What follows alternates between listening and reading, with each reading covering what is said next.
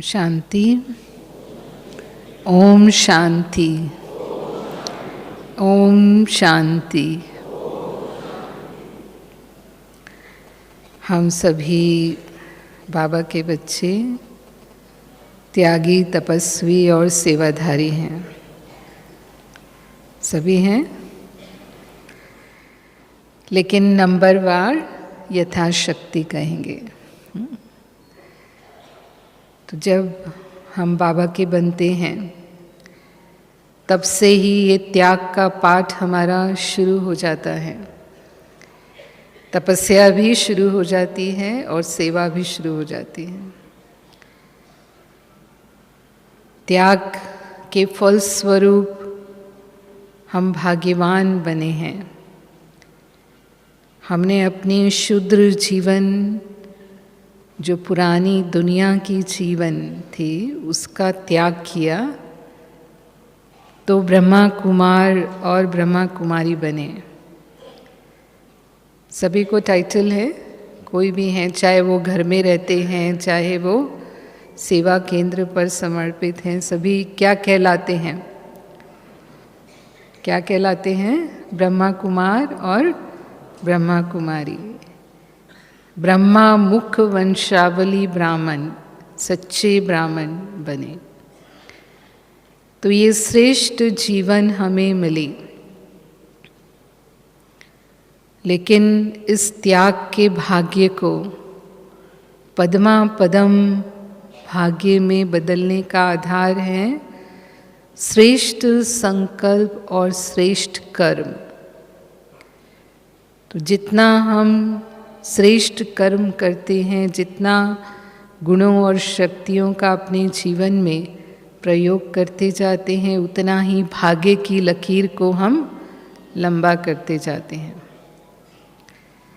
तो सबसे पहला त्याग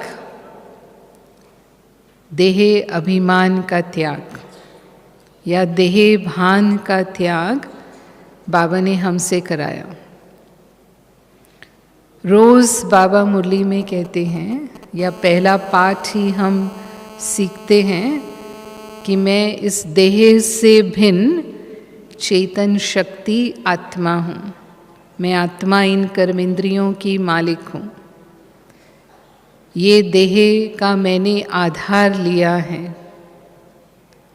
ये मेरा असली घर नहीं, मेरा असली घर परम धाम है। परम धाम से मैं इस सृष्टि पर आई हूँ। तो कर्मेंद्रियों के मालिक बनकर कर्म करना, देही स्थिति में रहना, आत्माभिमानी स्थिति में रहना, वो देह भान का त्याग हमने कितना किया है, उस अनुसार ही हमारा दैवी गुणों का स्वरूप या ईश्वरीय गुणों का स्वरूप बनता है। हम भक्ति में गाते थे, तन मन धन सब कुछ तेरा, तेरा तुझको अर्पण, क्या लागे मेरा। लेकिन मंदिर में या मूर्ति के सामने सिर्फ गाकर आते थे, बाद में सब कुछ मेरा, है ना। अब बाबा के सामने कहीं हम ऐसा तो नहीं करते। हम कहते तो हैं, बाबा तन मन धन सब कुछ तेरा, और फिर तेरा की बजाय कभी तेरा कभी मेरा, ये वाला हिसाब तो नहीं है। बाबा कहता है कि त्याग माना क्या? एक बार कोई भी वस्तु किसको दे दी, त्याग माना दूसरे को दे दिया हमने अपनेपन से उसका त्याग कर दिया। अपना अधिकार उस पर से हमने छोड़ दिया, तो जिसको दे दी वो वस्तु उसकी हो गई। और अगर वो हमको देता भी है फिर से, तो वो उसकी अमानत है हमारे पास, वो हमारी चीज़ नहीं मानी जाएगी। उसको हम बहुत उसे संभालेंगे। तो अब ये जो तन है हमारा, जो हमने बाबा को दिया, बाबा कहता है सेवा अर्थ बाबा ने आपको ये तन दिया है, हमने तो तन तेरा कह दिया बाबा को, तन मन धन तेरा। तो अब बाबा ने हमें वो सेवा अर्थ दिया है, तो उसे उसी रीति से हमें यूज़ करना है। जैसे बाबा तन में आते हैं, प्रवेश करते हैं, तन का आधार लेते हैं, कार्य करते हैं और फिर चले जाते, न्यारे हो जाते हैं। ऐसे ही मैंने भी जब सेवा है, कर्मेंद्रियों का आधार लिया, कर्म किया और फिर उसके बाद मेरा जो असली स्वरूप है, फरिश्ता स्वरूप, देवता स्वरूप, हम अपने उस आकारी निराकारी स्वरूप में स्थित हो जाएं। यानी जब चाहें हम इस शरीर का आधार लें और जब चाहें इस शरीर से न्यारे हो जाएं। तो देह में फंसना नहीं और ना ही किसी दूसरों की देह के भी आकर्षण में आना। देह भान का त्याग माना दूसरों को भी आत्मिक दृष्टि से देखना, दूसरों को भी उनके आदि अनादि स्वरूप से देखना और अनुभव करना और व्यवहार में आना। तो ये है देह भान का त्याग, जो पहला पाठ और अंतिम पाठ भी बाबा कहता है कि अंत तक भी हमें ये पक्का नहीं होता कि मैं कौन हूँ। कितना पक्का रहता है सारे दिन में मैं आत्मा हूँ, हाँ इस शरीर से न्यारी हूँ। जब योग में बैठते हैं तब कोशिश करते हैं और फिर सारा दिन जब कार्य व्यवहार में आते हैं तो कहीं ना कहीं पहले कर्म कॉन्शियस होते हैं, फिर धीरे धीरे बॉडी कॉन्शियस भी होने लग जाते हैं। जैसे ही बॉडी कॉन्शियस होते हैं वैसे ही हमारे पुराने संस्कार फिर कहीं ना कहीं इमर्ज होते हैं, क्योंकि देह अभिमान का संबंध विकारों से है। देह अभिमान विकारों की जड़ है, आत्माभिमान उन्नति की सीढ़ी है, ऐसा हम कहते हैं। तो देह अभिमान में आए तो कोई ना कोई विकार प्रकट जरूर हो जाएगा। हाँ, कभी काम, कभी क्रोध आ जाएगा, कभी लोभ आ जाएगा, कभी मोह आ जाएगा। फिर देह के साथ देह के संबंधों का त्याग, जैसे कोई पुराने घर का त्याग करता है, कोई संन्यास करते हैं दुनिया में भी, तो वो घर बार भी छोड़कर जाते हैं। तो घर में जो सामग्री है वो सब सामग्री का भी त्याग करते हैं। ऐसा नहीं केवल घर छोड़ करके गए और घर की सामग्री साथ लेकर के गए। तो इस देह की सामग्री कौन सी है? देह का संबंध दो तरह से है।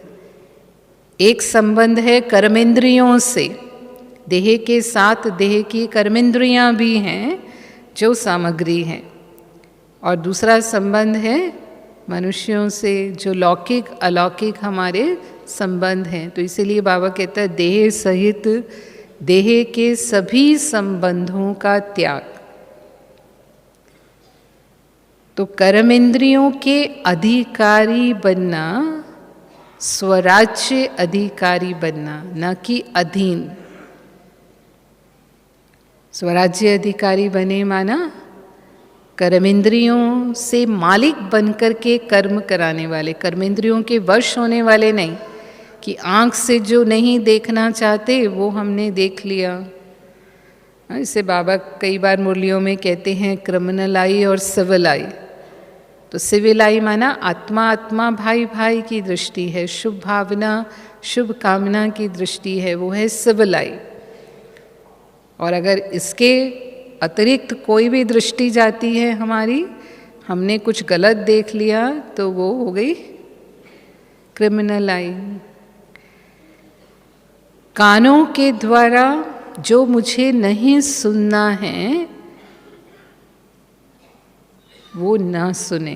बाबा की श्रीमत प्रमाण ज्ञान रतन ही हमारे कानों में जाएं या दूसरी बातों से हम प्रभावित ना हों, मुख से वो बोल नहीं निकले जो हमें नहीं बोलने चाहिए ना। आज की मुरली में भी बाबा ने बहुत अच्छी तरह इस बात को समझाया। ऐसे ही सूक्ष्म कर्मेंद्रियां, मन, बुद्धि, संस्कार, उन पर भी हमारी कंट्रोलिंग पावर हो। मन में जो संकल्प जब करना चाहें वो हम कर पाएँ, मन को जिस स्थिति में स्थित करना चाहें वो स्थिति में मन स्थित हो जाए। ऐसा नहीं कि हम मन को चाहते कुछ और हैं और मन जाता कहीं और है। जैसे नए नए जो ज्ञान में आते हैं वो पूछते हैं मन को एकाग्र कैसे करें, मन लगता नहीं है, मन भटक जाता है। तो अगर हमारी भी यही शिकायत है, इसका मतलब अभी तक हमारे मन पर अधिकार नहीं है, मन पर हमारी कंट्रोलिंग पावर, रूलिंग पावर अभी तक नहीं आई है। बुद्धि सही समय पर सही निर्णय करे। हाँ, परिस्थिति समय निकल जाए और फिर समझ में आए अरे ऐसे नहीं, ऐसे करना चाहिए था, ये तो गलत हो गया। हाँ, और फिर बाद में हम पश्चाताप करें। तो सही निर्णय ले पाएँ, संस्कार हमारे सदा ही ईश्वरीय संस्कार कार्य करें, सदा ही दैवी संस्कार कार्य करें। जो बाबा के संस्कार हैं वो मुझ आत्मा के संस्कार हैं, न कि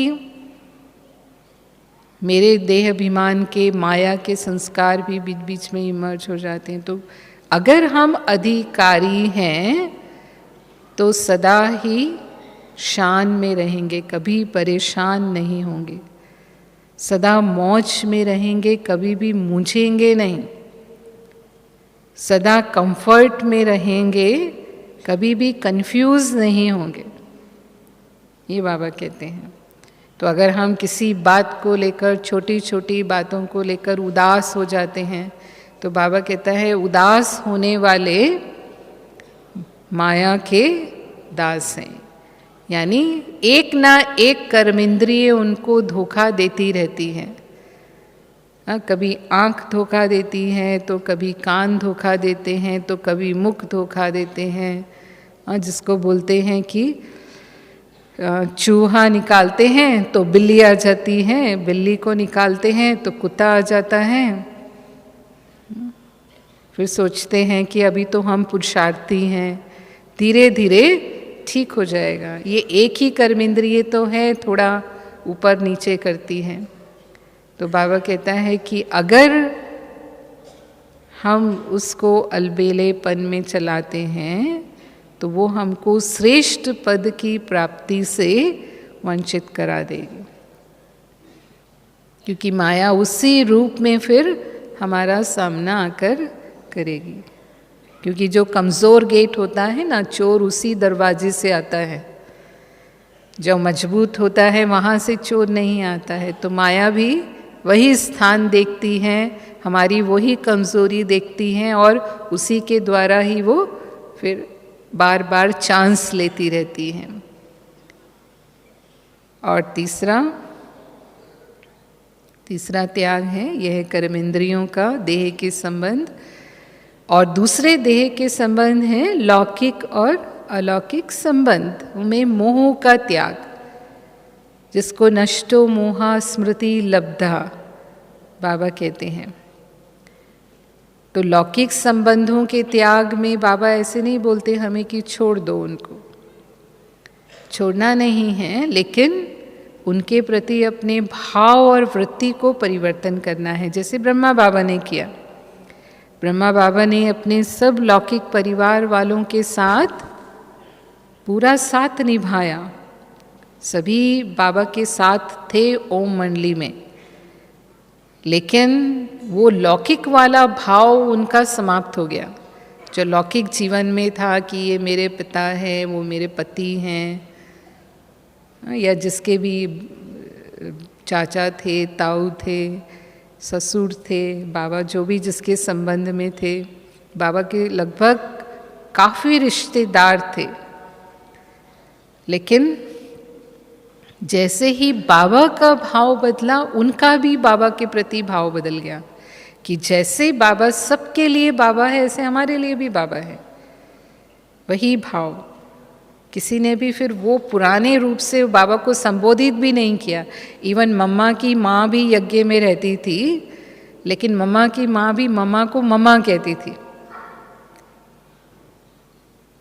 तो चलो हम आज परिवारों में रहते हैं तो हम वो संबंधों में जो संबोधित करते हैं वो तो हम नहीं छोड़ सकते, क्योंकि तो यज्ञ बना, भट्टी बनी, लेकिन हम भाव और वृत्ति तो बदल ही सकते हैं।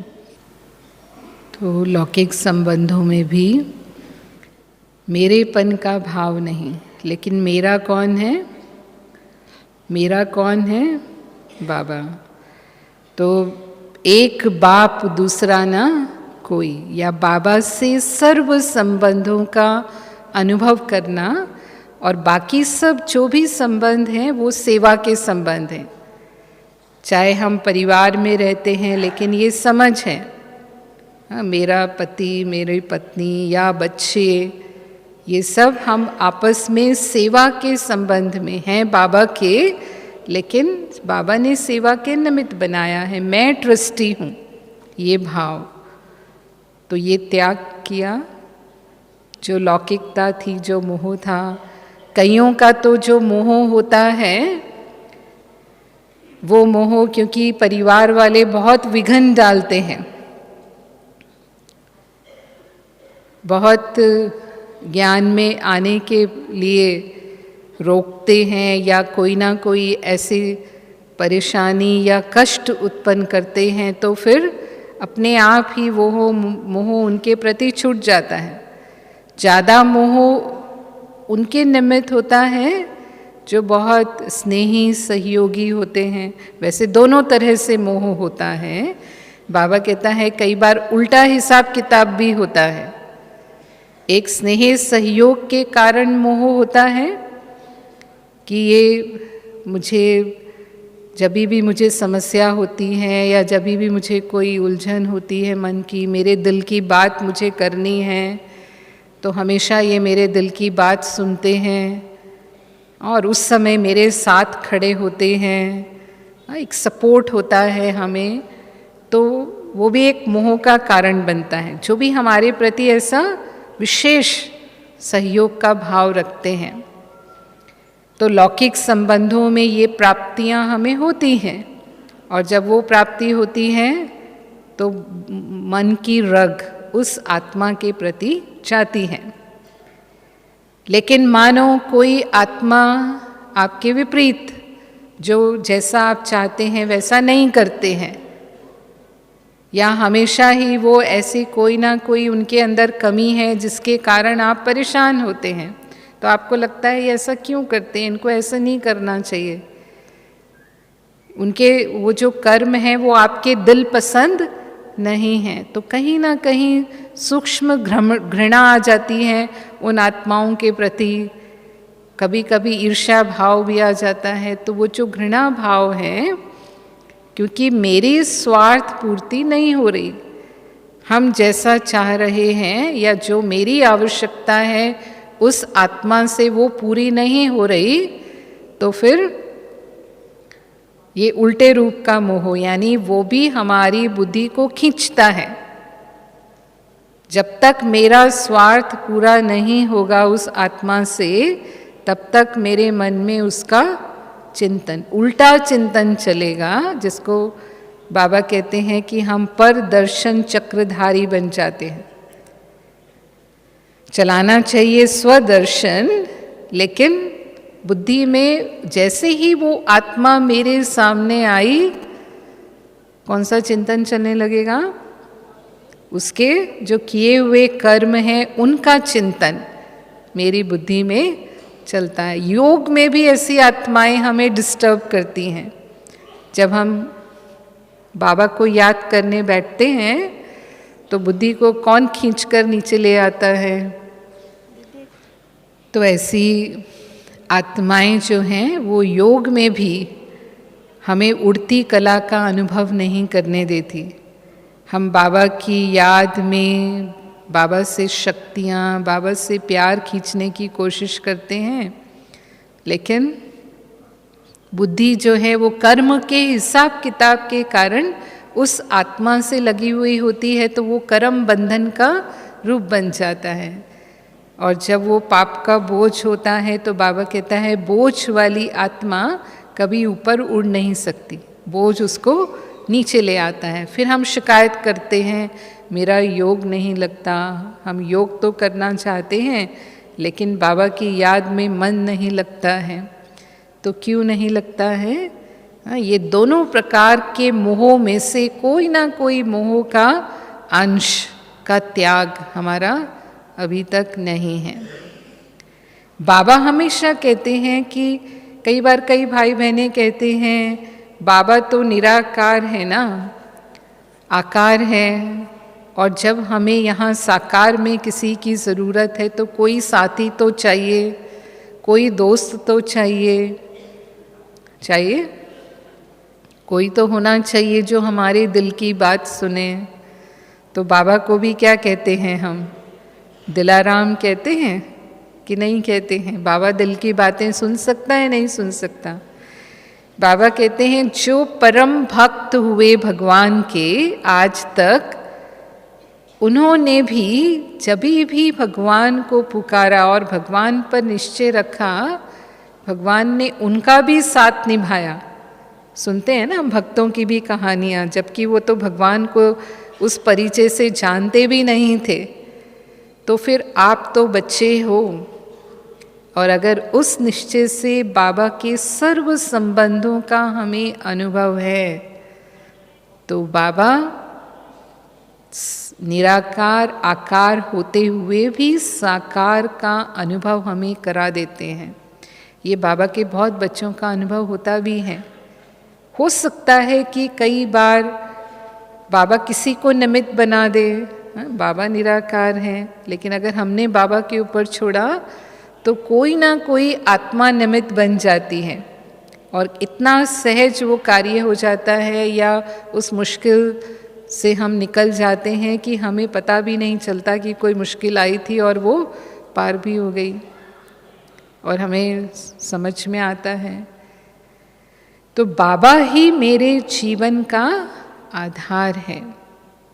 हमारे जीवन के भी ऐसे कई अनुभव हैं जब हमने ऐसा महसूस किया कि बाबा के ऊपर छोड़ा तो बाबा ने जो कार्य असंभव था उसको बाबा ने बिल्कुल सहज संभव कर दिया। लगता नहीं था कि ये हो सकता है, या हम कई बार सोचते हैं कि हाँ मनुष्य की शक्ति, पर मनुष्य की शक्ति वो कार्य नहीं कर सकती जो भगवान की शक्ति कर सकती है। तो एक बार ऐसे ही हमको आना था, विदेश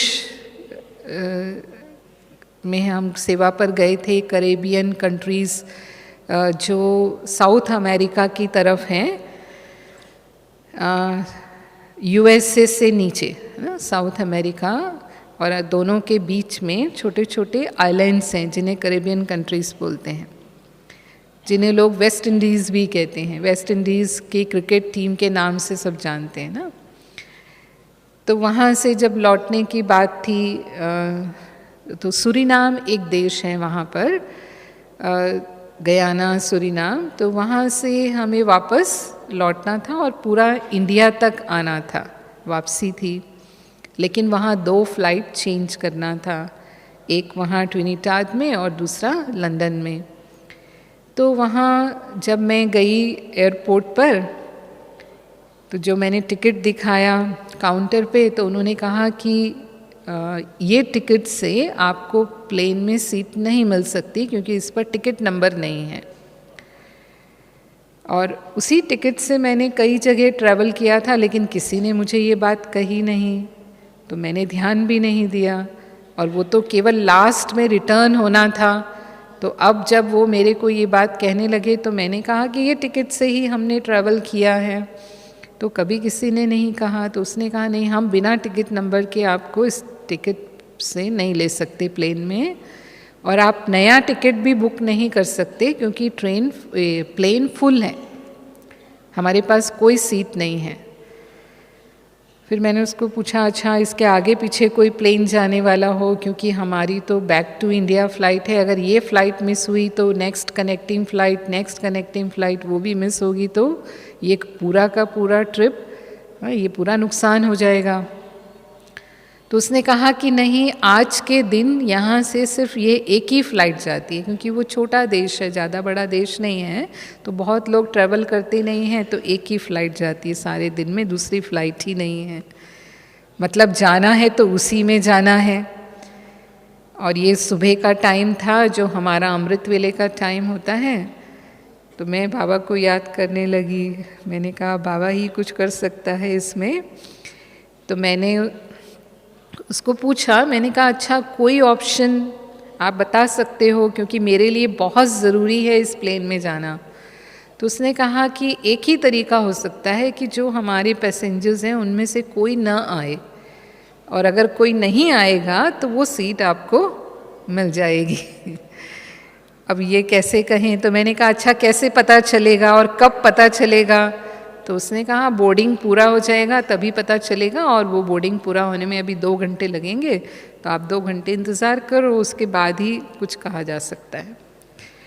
मैंने कहा ठीक है। मैं बैठ गई वहाँ। एयरपोर्ट पे वैसे भी बैठना ही होता है, और हमारा अमृत वेला होता है, तो बाबा को याद कर रही थी कि बाबा ये तो बहुत मुश्किल स्थिति पैदा हो गई है और बहुत ज़रूरी है जाना, और टिकट भी काफ़ी महंगा होता है, दुनिया के दूसरे कोने से इस कोने में आना, वो इस तरह से था। 2 घंटे हुए और मैं नहीं गई, वो खुद ही आए, काउंटर वाले खुद ही आए मेरे पास, क्योंकि मैं जहाँ बैठी थी वो उनको मालूम था। और उन्होंने कहा कि मैडम आप लकी हो, सचमुच एक पैसेंजर नहीं आया है, तो आपको सीट मिल जाएगी। तो देखिए बाबा कैसे हमें मदद करता है, और मुझे वो मिली, सीट मिली, और मेरी वो जर्नी सफलतापूर्वक हम पूरी कर पाए। तो कहने का भाव ये है कि जैसे ही हमने समर्पण किया बाबा को, बाबा कैसे असंभव को संभव करता है वो वही जानता है। ये तो एक मिसाल मैंने सुनाया, ऐसे मेरे पास अनगिनत मिसाल है जब ऐसी स्थितियां पैदा हुई और उस मुश्किलों को भगवान ने सहज कर दिया। जो हम गीत गाते हैं कि ये मत कहो खुदा से मेरी मुश्किलें बड़ी हैं, लेकिन मुश्किलों से कह दो कौन बड़ा है, मेरा खुदा बड़ा है। तो सर्व संबंध बाबा से हैं, सारा मोह हमारा लौकिक अलौकिक से निकलकर बाबा की तरफ। बाबा कई बार कहते हैं, कई बार हम लौकिक से न्यारे हो जाते हैं, लेकिन वही जो संस्कार हैं फिर अलौकिक में काम करने लगते हैं। अलौकिक संबंधों में, माना ईश्वरीय परिवार में जब हम आते हैं तो भी कोई ना कोई आत्माओं से समीप आ जाते हैं, किन्हीं से हमारे संस्कार मिलते हैं, किसी से गुणों से हम प्रभावित हो जाते हैं। हर एक का, किसी का ज्ञान अच्छा होता है, किसी का योग अच्छा होता है, हर एक के अंदर कोई ना कोई विशेषता होती है, कला होती है, और यदि वो आत्मा भी हमारी बुद्धि को खींचती है तो बाबा कहता है लोहे की जंजीरें तो तोड़ दी, कौन सी जंजीरें आकर्षित करने लगती हैं? सोने की जंजीरों के आकर्षण में आ जाते हैं। जैसे सीता को कौन ले गया? महलों को छोड़ करके वनवास में आ गए राम के साथ। महल छोड़ने में मुश्किल नहीं हुई, लेकिन वो सोने का हिरण आकर्षित करके कहाँ ले गया? अशोक वाटिका में, रावण की वाटिका में ले गया, है ना। तो ऐसे ही कई बार ये सोने की जंजीरें जो हैं वो माया का रॉयल रूप बन जाते हैं हमारे लिए। तो ना अलौकिक में ना लौकिक में, दोनों ही प्रकार के संबंधों में न तो लगाव झुकाव में आना और ना ही घृणा ईर्ष्या में आना, दोनों ही प्रकार के मोह का त्याग करना। और ये बाबा कहता है अंतिम पेपर होता है नष्टो मोहा स्मृति लब्धा बनना। गीता का 18वां अध्याय है। 18वां अध्याय पूरा हुआ तब अर्जुन ने कहा अब मेरा मोह नष्ट हुआ है और मुझे स्मृति प्राप्त हुई है। शुरू किससे हुआ? मोह से, कि ये मेरे ही संबंधी हैं, इनसे युद्ध करके अगर मुझे राज्य मिल भी गया तो मैं ऐसे राज्य का क्या करूँगा, इसलिए मुझे युद्ध नहीं करना है। तो वो मोह नष्ट करने के लिए पूरा गीता का ज्ञान श्री कृष्ण ने उनको दिया, जो भक्ति में सुनाते हैं। वास्तव में श्री कृष्ण नहीं, शिव परमात्मा, शिव ने वो जो हमें गीता ज्ञान दिया, तो उसका भी 18वां अध्याय नष्टो मोहा स्मृति लब्धा पर ही पूरा होता है। और इसीलिए बाबा की 18 जनवरी डेट है। 18 जनवरी को बाबा व्यक्त हुए, पूरी तरह से कर्मातीत बने। हम देखते हैं बाबा अंत समय में बच्चे बाबा के सामने थे। बाबा ने कैसे शरीर छोड़ा? बहुत बच्चों से स्नेह था, सभी कहते थे बाबा मेरा है। कोई आत्मा ऐसी नहीं जो बाबा के लिए ये ना कहती हो कि बाबा मेरा नहीं। हम सबको भी, जो भी आज भी यहाँ बैठे हैं, भले हमने बाबा को नहीं देखा, लेकिन कैसा फील करते हैं? बाबा मेरा है। तो इतना स्नेह बच्चों का और बाबा का भी बच्चों में। बाबा हमेशा कहते हैं बच्चे मेरे दिल में हैं, और हम कहते हैं बाबा हमारे दिल में हैं। लेकिन शरीर छोड़ने से पहले किसी को भी याद नहीं किया कि वो मेरे सामने होते, वो मेरे सामने होते। हाँ, या इतना बड़ा यज्ञ अब कौन संभालेगा, उसकी चिंता, थोड़ा डायरेक्शन दे दें। दादियाँ खड़ी थी बाबा के सामने, बड़ी दादी का तो हाथ लिया था बाबा ने हाथ में, लेकिन बिल्कुल न्यारे और प्यारे, यानी नष्टो मोहा पूरी तरह से बाबा की वो स्थिति थी। और एक सेकंड में जैसे कहेंगे कि पंछी उड़कर वतन में चला गया। तो हमारी भी अंतिम स्थिति की तैयारी इसी तरह की होनी चाहिए कि कोई भी आत्मा अंत समय में, या कोई भी परिस्थिति, या कोई भी वस्तु, किसी में भी मोह हो सकता है, वो हमारी बुद्धि को ना खींचे, उसका त्याग। फिर बाबा कहते हैं आप सब ब्राह्मण बने हैं। हाँ, त्याग के भी स्टेप्स हैं।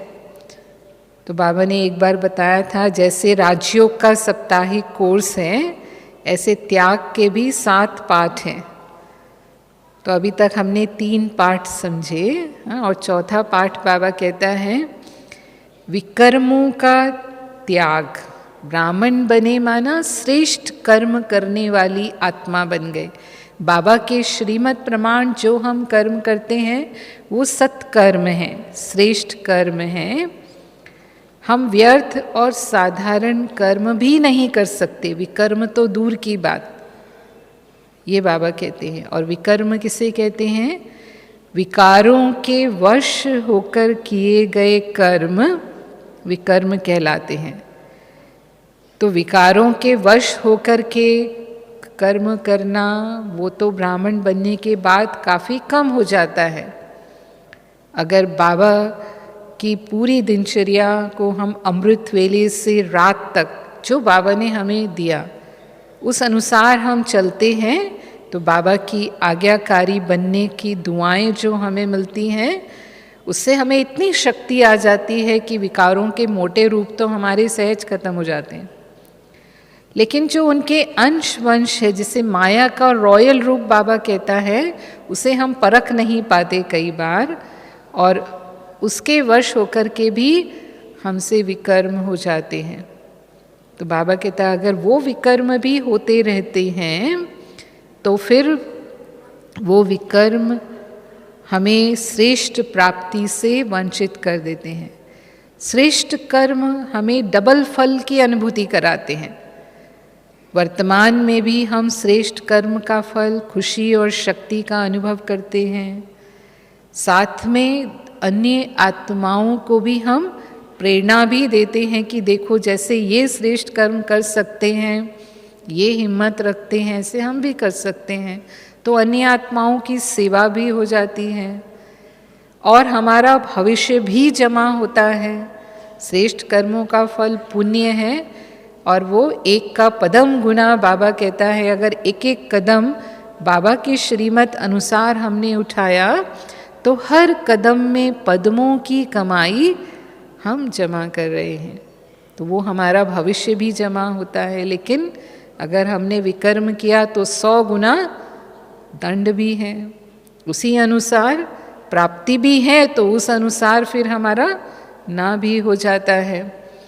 तो काम विकार के वश जो हम रॉयल रूप में आते हैं, जैसे लौकिक अलौकिक संबंध में हमने बात की, दैहिक आकर्षण में आ जाना, दैहिक दृष्टिवृत्ति में आ जाना, क्रिमिनल आई जिसे हम कहते हैं, तो सूक्ष्म रूप में ऐसे ब्रह्मचारी हैं, ब्रह्मचर्य का पालन हम कर रहे हैं, लेकिन कहाँ ना कहाँ मनसा वाचा जिसे संपूर्ण पवित्रता की स्थिति जो बाबा कहते हैं वो हमारी नहीं रहती है, तो वो अंशवंश है। फिर क्रोध के रूप में मानो हम किसी को जोर जोर से गाली नहीं देते हैं, गुस्सा नहीं करते हैं, दुनिया वाले जैसे गुस्सा करते हैं, मार पीट कर देना। कभी कभी तो ब्राह्मण भी अगर पुराने संस्कार इमर्ज हो जाते हैं तो ऐसा कर भी देते हैं कि जोर से चिल्लाकर भी बोल देते हैं, किसी किसी को कई बार हाथ भी उठा देते हैं, लेकिन ज़्यादातर मेजॉरिटी ऐसा नहीं करते। मेजॉरिटी जो है नाराज़ हो जाते हैं, बोलेंगे नहीं, सामने सामने सहन कर लेंगे, चुप हो जाएंगे, लेकिन जो बाबा कहता है शुभ भावना शुभ कामना रहे, हम शांति दूत हैं, हम शांति देने वाले हैं। तो कोई अशांत आत्मा भी है, क्रोधित हो रही है, अपशब्दों की वर्षा कर रही है मानो हमारे ऊपर, हमारा अपमान कर रही है, लेकिन फिर भी हम शांत स्वरूप से उनको शांत कर पाएं, जिसको बाबा कहता है फायर ब्रिगेड का काम करें। फायर ब्रिगेड क्या करती है? वो आग को बुझाती है ना। ये हमारा कर्तव्य है। उस स्थिति से हम नीचे आ जाते हैं, और जब हम नाराज़ होते हैं, हमारा मूड ऑफ हो जाता है, फिर हम उनसे किनारा करते हैं। ये क्रोध के अंशवंश हैं। तो इसका भी त्याग करना माना सदा जैसे बाबा शांति का सागर है, मैं आत्मा मास्टर शांति का सागर हूँ। हम रहम दिल हैं, जैसे बाबा रहम दिल है, से हम आत्माएं भी रहम दिल हैं। तो किसी के अगर तमोगुणी संस्कार इमर्ज हो रहे हैं तो मुझे रहम दिल बनकर उस आत्मा को सहयोग देना है। उस समय मुझे ये स्मृति आए, तब हम उस परिस्थिति को सहज पार कर जाएंगे। अब लोभ का अंशवंश क्या होता है? दुनिया वालों जैसा लोभ हमारे में नहीं होता है। हम कोई बहुत धन के पीछे, साधनों के पीछे अपना सारा समय शक्ति लगाते हैं। ब्राह्मण बनने के बाद हमें अपनी अविनाशी कमाई का महत्व समझ में आ जाता है। हमें पता है कि ये कमाई साथ में जाने वाली है, वो कमाई तो यहाँ ही रह जाएगी। तो फिर हम अपनी आवश्यकताओं की ही बात, बाबा ने जैसे कल भी मुरली में कहा, कि अगर हमें पता है कि हमें रोटी टुकड़ खाने को मिल सकता है, जो पैसा है उससे ब्याज आता रहे और आराम से हमारी ज़िंदगी चल सकती है, तो फिर ज़्यादा हम झंझट में क्यों जाएं? हम बाबा की सेवा में, पुरुषार्थ में अपना समय सफल करें। और ऐसा बहुत बाबा के बच्चे करते भी हैं, जो ये समझते हैं कि हमारे पास पर्याप्त हैं और हमें कोई बहुत अधिक भागदौड़ में जाने की आवश्यकता नहीं है। दुनिया में तो लोग सोचते हैं मेरी 1 पीढ़ी, 2 पीढ़ी, 7 पीढ़ी खाए, इतना मुझे जमा करके जाना है। और हमें पता है अब पीढ़ियाँ तो रहने वाली ही नहीं है, खाएंगी पीढ़ियाँ अगर जमा भी करेंगे उनके लिए, तो है ना। तो वो सत्य ज्ञान की समझ आने के बाद ये परिवर्तन तो है ना, इतनी संतुष्टता तो हमारे अंदर आ जाती है। लेकिन लोभ किस चीज़ का होता है? अंशवंश में आवश्यकताएं, जो आवश्यकताएं हैं वो तो पूरी होनी चाहिए। तो बाबा कहता है आवश्यकता की तो हद होती है ना, अगर आवश्यकता ही बेहद में चली जाए तो लोभ का अंश हो गया। अब मानो एक मोबाइल मुझे चाहिए, वो मेरी आवश्यकता है, चलो 2 चाहिए, वो मेरी आवश्यकता हो सकती है, पर 2 की बजाय 4, इसे आवश्यकता कहेंगे? एक कार मुझे चाहिए, वो मेरी आवश्यकता है, एक गाड़ी चाहिए, वो आवश्यकता है। लेकिन अब नए मॉडल की कार निकली है, वो भी मुझे चाहिए, इसको आवश्यकता कहेंगे? यानी साधनों में बुद्धि जाना। तो कई बार इस रॉयल रूप की माया से हम ब्राह्मण भी मुक्त नहीं हो पाते, और साधन हमारे को हमारी साधना की स्थिति से नीचे ले आते हैं। बाबा कहते साधन यूज़ करो, उसकी मना नहीं है। साइंस की जो इन्वेंशंस हुई हैं वो आप बच्चों के लिए ही हुई हैं, लेकिन वो हमें पुरुषार्थ को तीव्र बनाने में मदद करे। अब मोबाइल आपके हाथ में है, उसमें सारा इंटरनेट है, हाँ, जिसके पास भी स्मार्टफोन है उसके पास व्हाट्सएप है, आप क्लासेस सुन सकते हैं, आप जो भी मुरली की पढ़ाई कर सकते हैं, और भी बहुत सारी ऐसी चीज़ें हैं जो हमें पुरुषार्थ में मदद करती हैं। तो यदि हमने उसे उस तरह से यूज़ किया तो हमारा पुरुषार्थ तीव्र पुरुषार्थ हो जाएगा। हम गुड़ती कला का अनुभव करेंगे। वो साधन बाबा ने मुझे इसलिए दिया, अगर हमने उसका सदुपयोग किया। और अगर दुरुपयोग किया तो दुरुपयोग भी हो सकता है, आप जिस दिशा में ले जाओ। हाँ, एक चाकू अगर हमारे लिए उपयोगी हो सकता है तो एक चाकू से किसी की जान भी जा सकती है। दोनों ही तरह से उसके प्रयोग हैं। तो साइंस के जितने भी साधन हैं वो जितने ही कंस्ट्रक्टिव हैं उतने ही डिस्ट्रक्टिव भी हैं। आपको वो नाश भी कर सकते हैं, अगर वो आपका उत्थान कर सकते हैं तो विनाश भी कर सकते हैं। अब हम उसे कैसे यूज़ कर रहे हैं, यानी मेरी कंट्रोलिंग पावर कितनी है उस पर निर्भर करता है। अब आप इंटरनेट में गलत दिशा में चले गए तो आपका सारा पुरुषार्थ, जितना भी आपने पुरुषार्थ जमा किया अपना, तो लोभ, बाबा हमें कहता है कि साधनों का उपयोग इस तरह से करना है। हम ब्राह्मणों का जो लोभ होता है वो ज़्यादातर उसमें ही होता है कि वो मुझे साधना की स्थिति से नीचे ना लाए, बल्कि मेरी साधना की स्थिति को उच्च करे। और दूसरी बात बाबा कहता है, जैसे कई लोगों को शौक़ होता है कि हमारे कपड़े अच्छे होना चाहिए, स्टैंडर्ड अच्छा होना चाहिए, या जो भी हम सामान वस्तु यूज़ करते हैं उसकी कुछ क्वालिटी जो हम पसंद करते हैं वो उसी तरह का होना चाहिए।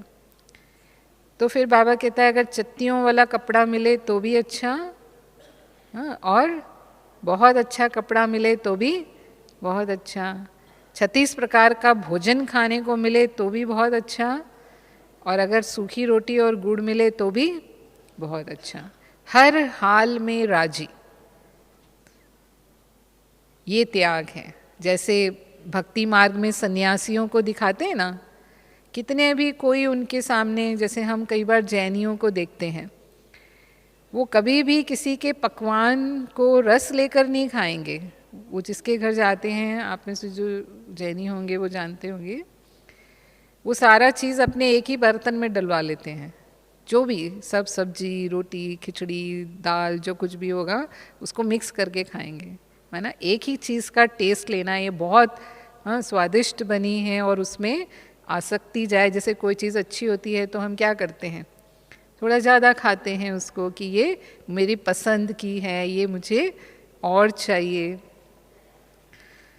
ब्रह्मा बाबा के टाइम में ऐसी कई बातें, अभी आप 18 जनवरी बाबा का स्मृति दिवस है, हमारे जो वरिष्ठ भाई बहनें हैं वो आपको ऐसे कई बहुत अच्छे अच्छे अनुभव सुनाएंगे। हाँ, कैसे बाबा इन बातों को लेकर टेस्ट पेपर लेते थे।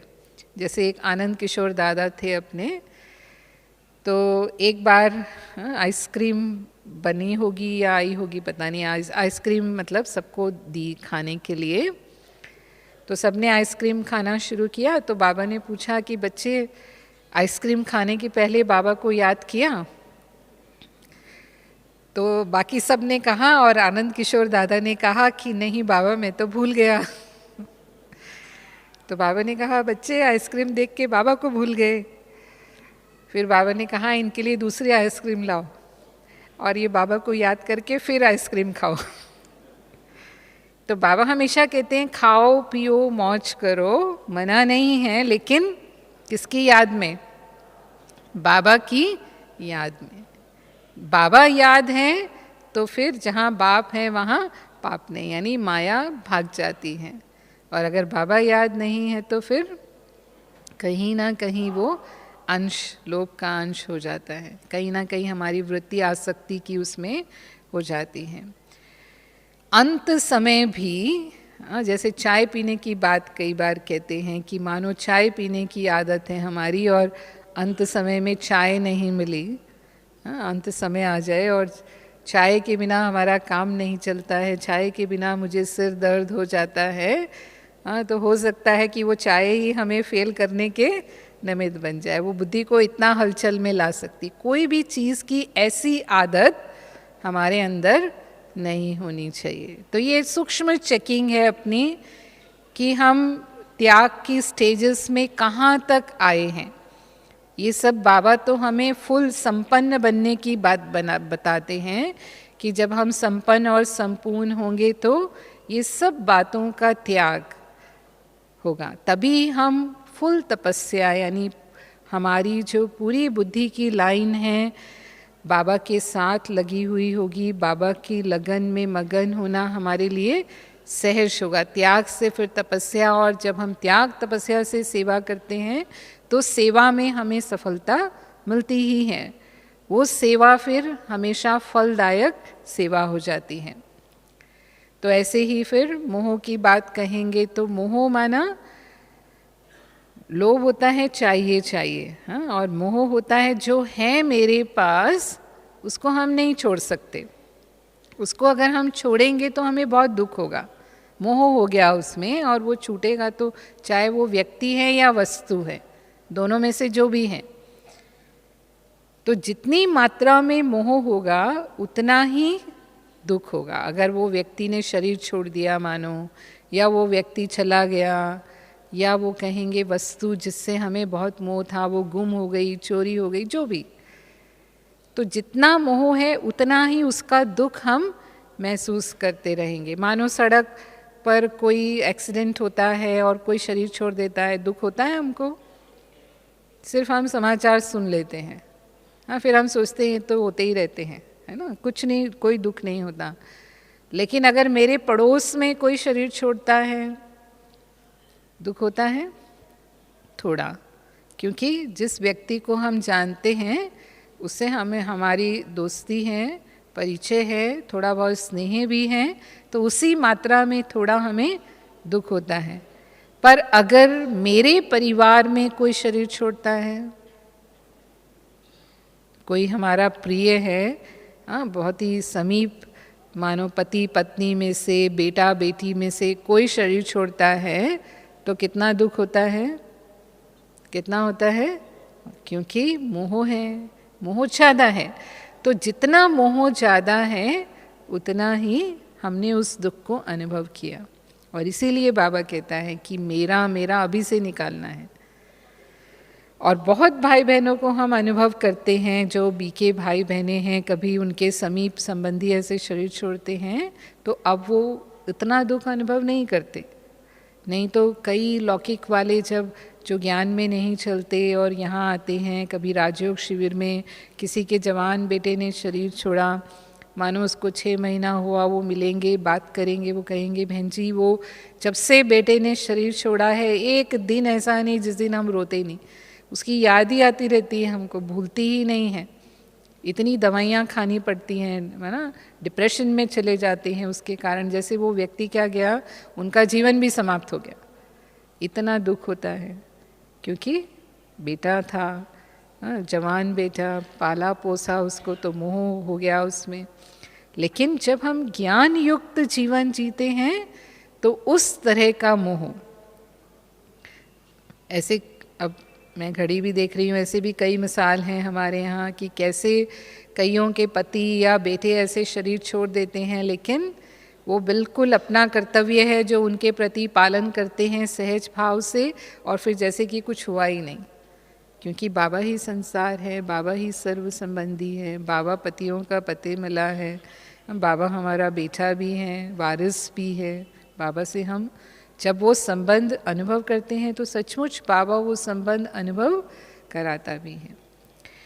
फिर अहंकार की बात जहाँ आती है तो बाबा उसको डबल अंडरलाइन करते हैं, मैंपन और मेरापन ना, ये अहंकार को जन्म देता है। मैंपन यानी हमारे अंदर कोई ना कोई विशेषताएं हैं, किसी के अंदर बुद्धि बहुत अच्छी होती है, किसी के कोई गुण बहुत अच्छे होते हैं, कलाएं बहुत अच्छी होती हैं, लेकिन बाबा की देन है। जो भी हमें विशेषताएं मिली हैं, बाबा ने मुझे ये गिफ्ट दिया है सेवा के लिए, या दूसरों की भी जो विशेषताएं हैं ये भी बाबा की देन है। ना उनसे प्रभावित होना है, ना अपनी विशेषताओं से प्रभावित होना है। तो फिर उसमें कई बार दिल शिकस्त हो जाते हैं, क्यों क्या में हो जाते हैं, मेरे अंदर इतनी विशेषताएं हैं फिर भी मुझे समझते नहीं, मुझे चांस नहीं देते हैं, मुझे पूछते नहीं, हम भी ये कर सकते हैं, ऐसा क्यों करते हैं, ये अभिमान। बाबा कहते हैं जैसे रावण के 10 सिर होते हैं ना, क्यों क्या में चले जाते हैं, तो फिर वो एक सिर काटते हैं तो दूसरा पैदा हो जाता है, दूसरा काटते हैं तो तीसरा। ये संकल्प रूपी सिर, वो दिखाया स्थूल रूप में है, लेकिन यहाँ ये संकल्प रूपी सिर जो हैं वो उस रूप से अपना सिर उठाते हैं। लेकिन जैसे ही बाबा को समर्पित किया, बाबा की देन है, बाबा सेवा में लगाएगा, जिस सेवा में लगाएगा उस सेवा के लिए हम हाजिर हैं। फिर सूक्ष्म अभिमान होता है ना, तो अपने को राइट समझते हैं, कभी भी अपने को गलत समझते ही नहीं, मैं ही राइट हूँ, मैंने जो कहा वही सही है। फिर अगर दूसरा नहीं मानेगा तो बहस करने लग जाएंगे, फिर उसकी बहस का भी प्रभाव नहीं पड़ेगा तो जिद करेंगे, सिद्ध करेंगे, फिर गुस्से में आ जाएंगे क्योंकि मेरी बात नहीं मानी जा रही, मैं श्रेष्ठ हूँ, तो फिर उसका अंतिम परिणाम गुस्से में आ जाएंगे। गुस्से में हम समझ सकते हैं, तो वो पूरी तरह से फिर माया का प्रभाव हो जाता है। जिसके अंदर सूक्ष्म अहंकार होता है, रौब जमाने की भी उनको आदत होती है, दूसरों को कंट्रोल करने की भी उनको आदत होती है, सब कुछ मेरे अनुसार चलना चाहिए, वो अपनी श्रेष्ठता साबित करने की कोशिश करते हैं। कभी भी गलती होगी तो मानेंगे भी नहीं, मेरी गलती अगर मैंने मान ली तो फिर कहीं मेरा नाम खराब ना हो जाए। जैसे अभी कल वरदान था, वरदान में बाबा ने ये बात कही महसूसता की शक्ति को लेकर के, कि हम महसूस करेंगे ही नहीं उस बात को कि वो मेरी कोई गलती है, रियलाइजेशन पावर पूरी तरह से खत्म हो जाती है। तो ये सारे विकारों के अंश वंश का त्याग, ये सूक्ष्म पुरुषार्थ है। और फिर ये त्याग होने के बाद ही हम सर्वंश त्यागी बनते हैं। इसको बाबा कहते हैं त्याग की लास्ट स्टेप है मेरे पुराने संस्कारों के अंश वंश का भी त्याग माना सर्वंश त्यागी। और जो सर्वंश त्यागी हो जाते हैं वो महादानी वरदानी होते हैं, वो आत्माएं वरदानी मूर्त हो जाती हैं, साक्षात्कार मूर्त हो जाती हैं, जो हम दादियों में देखते हैं। उनकी वो स्टेज है, जैसे ब्रह्मा बाबा थे, जैसे मम्मा थी, फिर वो जिन भी आत्माओं के प्रति जो संकल्प करेंगे, जो बोलेंगे, वो उन आत्माओं के प्रति जैसे वरदान हो गए और वो सफल होते हैं, हर कार्य में उनको वो सफलता प्राप्त होती है। तो ये था कि हमें त्यागी, तपस्वी और सेवाधारी, त्याग तपस्या के आधार पर ही हमें बाबा की सेवा में हाजिर रहना है। ओम शांति।